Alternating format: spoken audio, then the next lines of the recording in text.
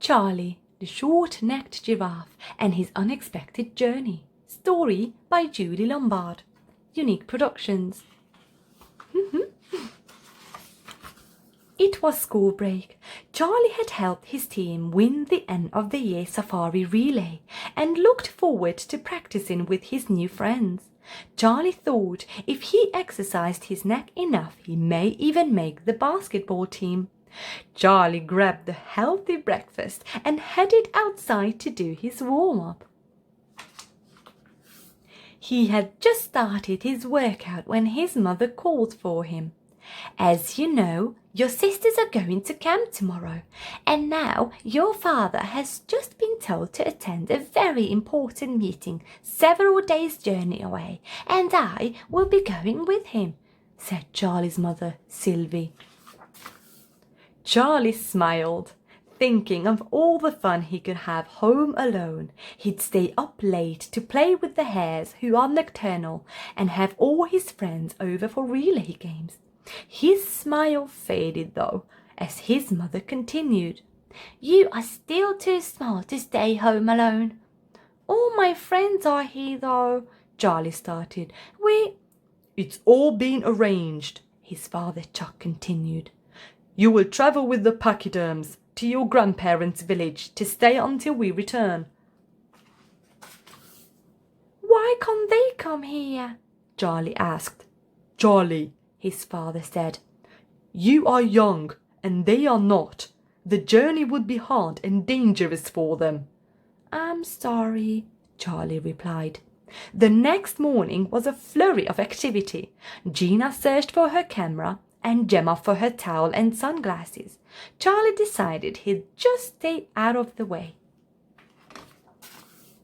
Everyone gathered in front to say farewell as Gemma and Gina joined the caravan for camp and Charlie left with the pachyderms. The pachyderms and Charlie parted at the turnoff where his grandparents were waiting for him. As Charlie walked on with his grandpa and grandma Gira, his mother's parents, he had to stop several times to wait for them. He had never seen anyone walk so slowly. After Charlie was settled, Grandma Gira made up a big pot of Grandpa's favorite dinner, acacia soup. It was definitely not Charlie's favorite though, and he went to bed early, leaving his share for Grandpa. There was no lamp in the room, and Charlie's stomach growled as he sniffed through his bag for one of the snacks his mom packed.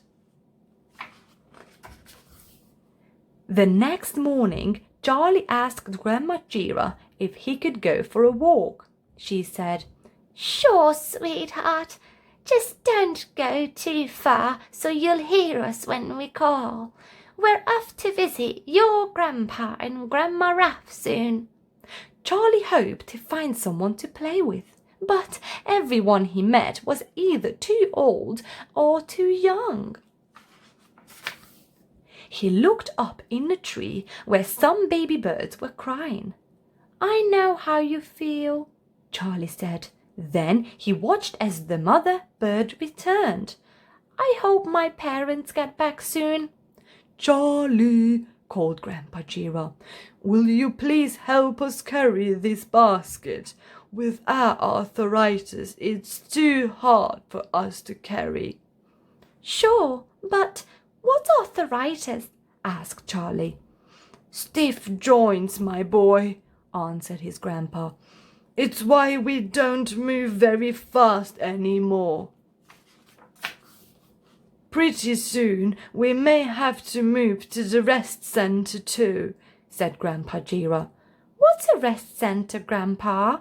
Do they just sleep there?" asked Charlie. "No, but they have helpers there to do the cooking and cleaning for you," he answered. "That sounds great," said Charlie. "Humph," said Grandpa. "We like our independence," added Grandma. At the rest home, the Giras asked the receptionist to let the Raffs know they were there, while Charlie looked around the lobby. Charlie's grandpa and Grandma Raph were very happy to see him. They wished he could stay with them, but the center did not allow overnight guests. Charlie's grandparents talked for a long time.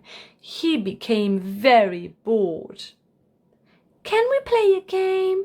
Charlie asked. "Let's play a round of cards," said Grandma Raph. "Cards? Do you play any sports?" asked Charlie hopefully. "We could teach him croquet," suggested Grandpa Giraffe.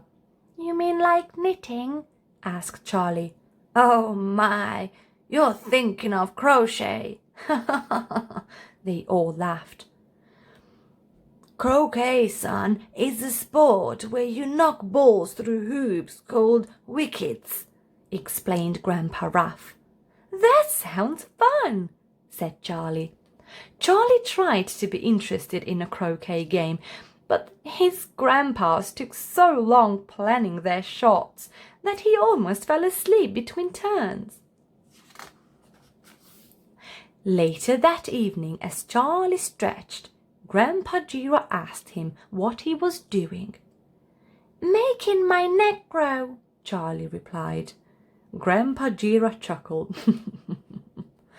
"You wouldn't understand, Grandpa. Your neck is long already, and you don't even like real giraffe sports like yoga necking or basketball." "You're wrong, Charlie.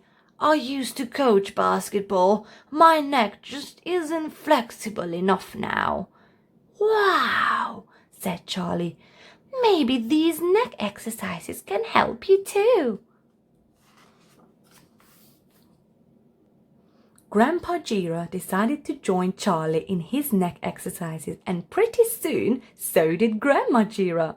After a week, both Grandpa and Grandma Giraffe's neck were feeling much more flexible than they had in years. When they went back to the rest center, all of Charlie's grandparents joined in, and Grandma Raph had an idea. She asked Charlie if he could lead a stretch class for the rest center residents. At first, Charlie felt a little overwhelmed by all the new faces. His Grandpa Giraffe encouraged him though, and told the other animals to follow Charlie's lead. Afterwards, Charlie went into the garden and talked with some of the animals. "We used to always play race by your neck," a tortoise told him. "I used to twirl a baton," an elephant told Charlie. "Plus, I was trunk wrestling champ at my school. Now my trunk cramps up just from eating sometimes." That evening, Charlie went for a walk with Grandpa Giraffe. "Some of your friends are really cool," said Charlie. "I learned a lot from them." Grandpa Giraffe smiled. "Look up there, Charlie. Maybe after dinner I can give you some pointers." "Wow, Grandpa, thanks." Charlie practiced the drills his grandpa taught him every day. Grandpa and Grandma Giraffe practiced neck exercises every day too. Charlie enjoyed helping the seniors, especially in the garden. They had plants he had never heard of, like Satyrium. He learned a lot and could hardly wait to tell his mom. After several days, Charlie's class got bigger and the participants became more flexible. He was just finishing the class one day when he looked up, saw his parents, and knew it was almost time to leave. Before Charlie went home, all his new friends threw him a party and presented him with a special gift, a brand new basketball. Charlie was sad to leave, but excited to share all he'd learned with his friends back home. This had been an experience he'd never forget. Each and every one of us has been uniquely and wonderfully made. It doesn't matter what you look like or what other people say about you. You were created and exist for a purpose. It is up to you, though, to seek that purpose out and to lead a full life. You matter. Bye-bye. Be good for your parents. And don't forget to subscribe.